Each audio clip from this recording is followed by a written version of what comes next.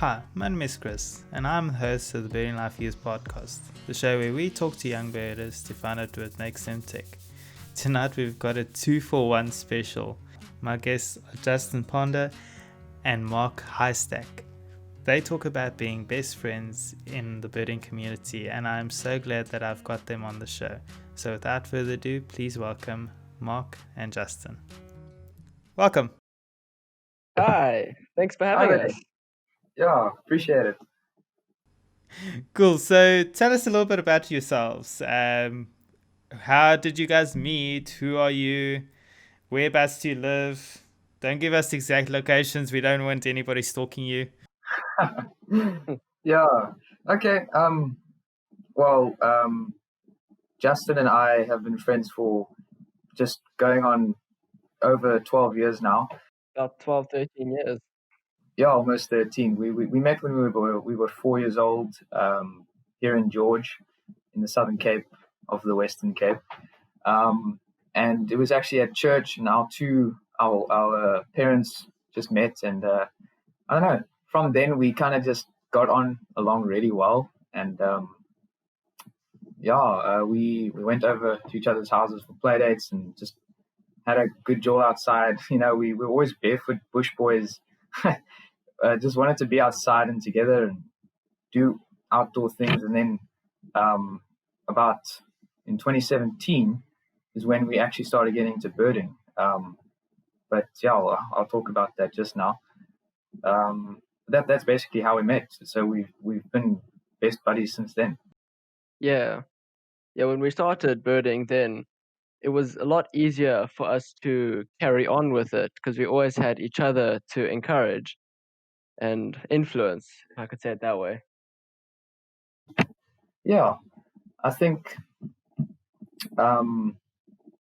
beginning of 2017, we were about 12 years old, and we were still discovering nature around us and what we love and what we what we love most about nature. And at the end of 2017, we discovered that we were birders, and we don't know what happened in between. We were just birders at the end of 2017, but at the beginning of the year we weren't. So something happened. We just don't remember what. But I'm glad it did happen. Yeah, I'm pretty glad as well. I mean, we have a theory as to how it came to be. We had bird books both since we were very young. Got gifted by friends of our parents and stuff, hoping that it would influence us later on in our lives to go into the nature side of the world. But say, for example, the hardy-daw. It's a bird that everyone knows. We found out that its name was the hardy-daw ibis, and then we checked in our bird book, and we saw, there's other types of ibises like a hardy-daw. Oh, look, there's a white one. Who knew there was a white hardy-daw? You know, and nowadays we know it's called a sacred ibis. But it was something like that, and then it just sparked, and it only took a few months, and we were full-on keen novice birders. So it really is a blessing, and it's super cool that it happened to us because we don't want to do anything else in our lives. It's just so cool. And what helped is that we're in such a bird-rich area. There's so many colorful or special birds that you just want to look at. It's not just a pain to go into the fields and try to identify all those larks and pipits that can discourage you. So with all the colorful birds, it just helped to encourage us. I think that's true, because younger birders are like that. They want to see the exciting stuff first. Little kids are like that. And we're quite blessed that we grew up in such a diverse place like the Garden Route. I mean, it's not called Eden for no reason. I think it's because of its biodiversity. Here in the Garden Route, we have so many different habitats in such a confined area, just such a confined space. Starting at the shore, we have the ocean in the shoreline, then the coastal thickets, then we have fynbos, then we have the mountain, then we have the Klein Karoo, and the estuaries and the lakes in the area all just add up to such an awesome place for a birder to start off. And I think that's no doubt that's the reason we found birding. And how do you think birding as friends has actually helped you grow in birding? Because to me, I think it might actually help you grow as birders if you've got somebody that you kind of bounce Indeed, yeah. questions and stuff off of. Yeah. No, I think it's very true. It's a big influence in anyone's life to start off with something that you love with someone else, because with something that you're interested in, that you like doing, you always want to share it with someone else. I mean, you see like an African pita, you want to scream yay, and then you look around and there's no one around you. That's kind of sad. So Got to to have have, somebody there to high five and to get yeah, excited with. exactly. So that's been a really cool advantage, I could say, of having a best birding buddy. To always say, hey, there's that African crake just down the road. You want to go touch it in the morning? My parents can give us a lift. So it's Yeah. just it really is. It's a huge advantage to birding. That's pretty cool, and I mean, I think we all want to have a birding buddy where we can actually just have that kind of excitement with, as you said. So tell us some of the exciting twitching stories that you've had, like some of the stories that are crazy, some of the ones that you are embarrassed to share, and other ones that you just really look back on in fondness. Okay. Yeah, No. where to start? Where to start? Yeah, I think if we had enough time, we could think back and sift through the best ones. We'll share all of them, but I think it's best we just share the best ones. Justin and I aren't big twitchers because we're under 18. We can't drive ourselves around, and We're big twitchers. It's just hard. Yeah. it's hard to get our parents to, drive us to Gauteng to get that heron or whatever. But the garden routes had some nice rarities in the area. But I think starting off with our first real twitch, you know what I'm talking about, hey Justin, the Yes. long-toed lapwing in Cape Town pitched up a few months ago. That was insane, and we got to see that within 24 hours of the report. Maybe, yeah, we heard it. We got a lift within 24 hours of the report. So we got to see that one, and that was the biggest twitch we've done yet. The most amazing twitch that we've ever done so far. But normally it's not like that. Normally it's a little thing. Well, could be a big thing, but close by our house, where maybe just ask our parents to take us in the morning to go see it together. But it's always when there's a bird, contact Justin, or vice versa, contact Mark. We got to do this together. We always kick up some really interesting stuff along the way as well. So it's always best to go with your birding buddy if you have one. But yeah, what interesting things around the garden we've had? What do you think, Justin? Well, one of the experiences that stand out to me is when we saw our first little bitten. We were just walking along. We were just walking along an edge of a river when we flushed what we were pretty sure was a bittern out of the reeds, and we saw it from the only accessible spot. And as young birders, we're not going to be limited to being on shore. So obviously, with our cameras on our heads, we rolled up our pants up to our thighs and we walked straight into that river, walked along the edge of the reeds, and then we found our bittern. Yeah, we were like, wait, did you see what I saw? It's like, yeah, do you think it was what I think it was? It's like, yeah, okay, It was. let's get in the river. So, yeah, I remember that very clearly. It was one of the highlights of our beginning birding days. Yeah. Cool. And what would you say is your biggest twitch to date? Which is the one that you look back and you're like, that was the biggest twitch we've ever done. We don't think we can top that one again. At the moment, I think it would be our long-toed lapwing. Yeah, It was I think about 4 hours there, 4 hours back. Yeah, it was big. I mean, it was very everything put together. The excitement, the earliness of the time we had to get up in the morning, the long drive, how long we stayed there, and then just chatting with the people we went with, and then all of a sudden going back in one day. Um, Definitely the long-term lapwing. I think the reason being because we got a call from one of the top birders in the garden route, Rudy Money, who stays in Mossel Bay, about 25 minutes away from where I stay and Justin stays. And that was at night after dark. And he said, I'm willing to give you a lift tomorrow if you can meet me in Mossel Bay at 3 a.m.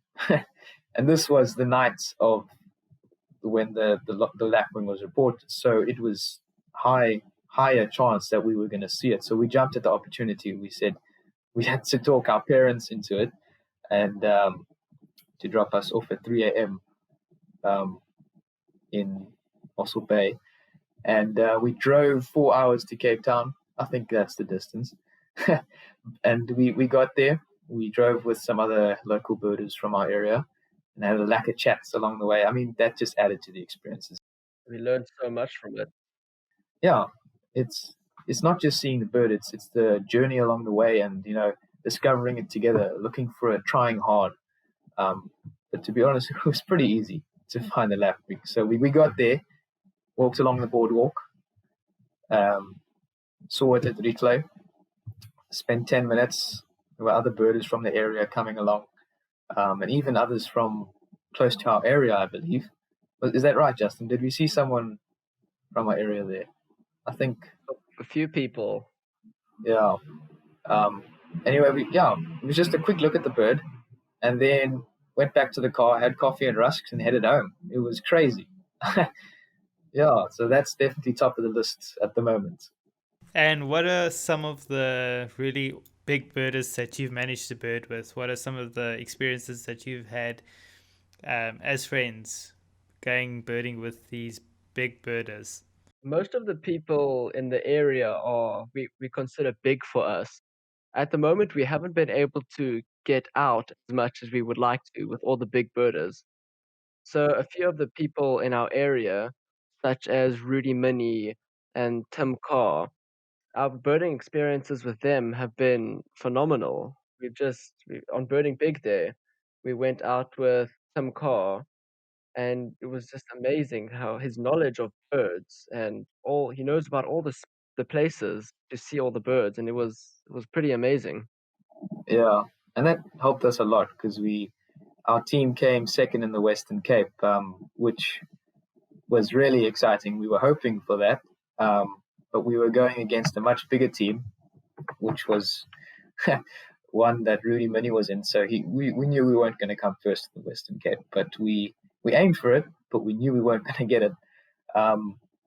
But yeah, locally in the garden route, there's some nice birders around here that have quite a big name. One, for example, is Pete again, who's an author of quite a few bird books. His most recent one, the ultimate companion to birding in Southern Africa, I think. He has his house quite close to me and George, and he stores much of his specimens and egg collection at the school I go to in the botanical gardens. So Justin and I have had quite a good opportunity to get to know him better and to just walk with him, talk with him, learn stuff. And he's part of our bird club as well, Lakes Bird Club. So he's definitely a role model of ours, someone we look up to. And then another man I've been lucky enough to meet was Trevor Hardacre in the botanical gardens when I suggested the garden route botanical gardens as a good place to find little sparrowhawk because he mentioned his wife hadn't seen one in the Western Cape yet. I think this was beginning of this year or end of last year. And so, I met him there. We had a walk around. We looked really hard for it. but at the end of the day, we hadn't found it. But at the same time, we managed to find some nice other birds in the garden and managed to have a good talk, and I got to meet Trevor Heystek. I mean, that was pretty cool. So yeah, that's one or two of the birders we've managed to meet so far. But Justin, what about Mr. Rousseau? Jonathan Rousseau, yes.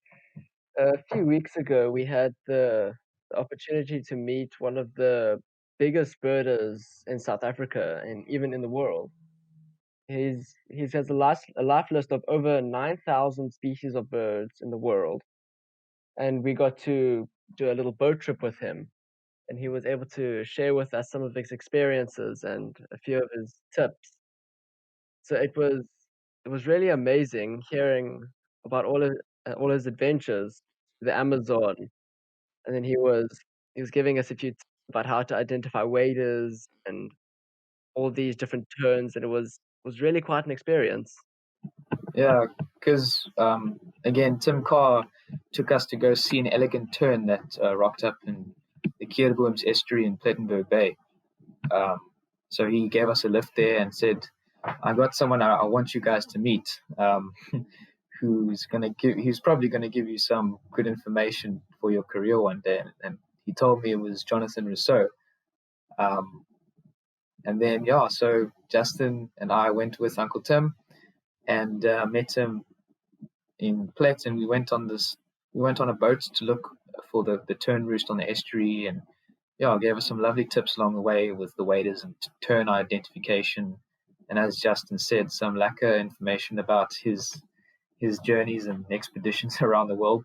But for such a well-known man, birder, it was quite amazing to see, how chilled he was, just around us.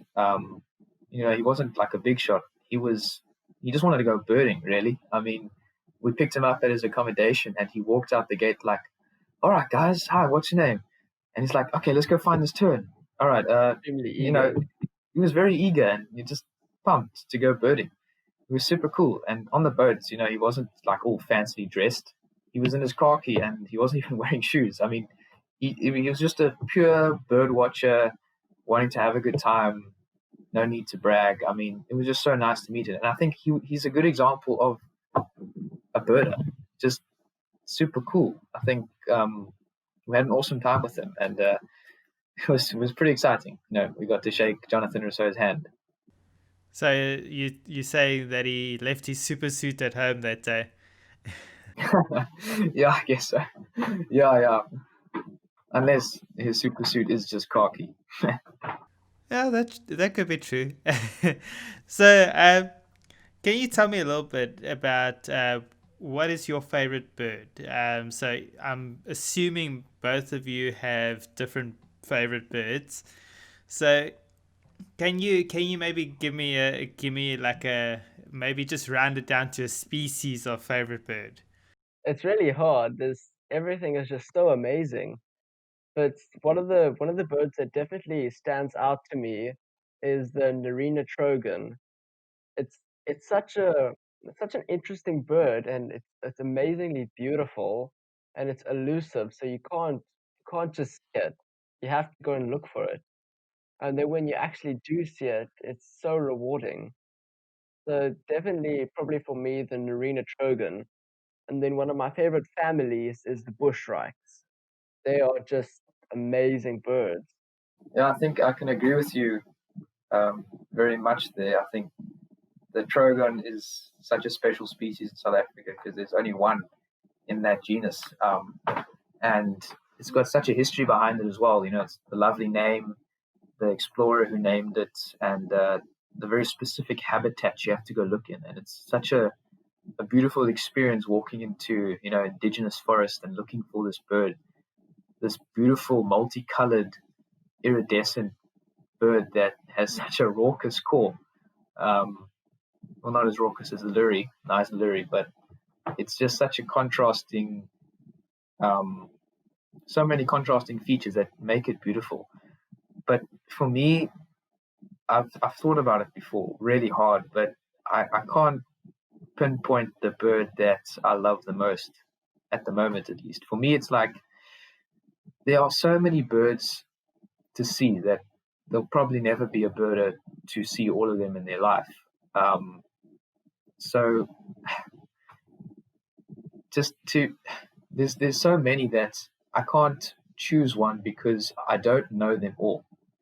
It's almost like I can't choose a favorite unless I know how it feels to see all the other species. But out of the birds I've seen, my favorite bird, I really don't know. It's so hard. I mean, the rollers are so beautiful. I mean, everyone loves the lilac-breasted roller. It's an iconic species of Africa.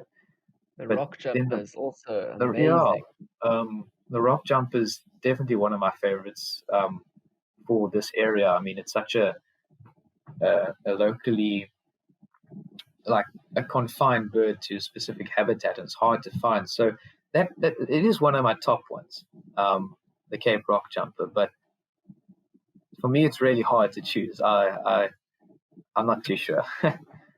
Don't worry.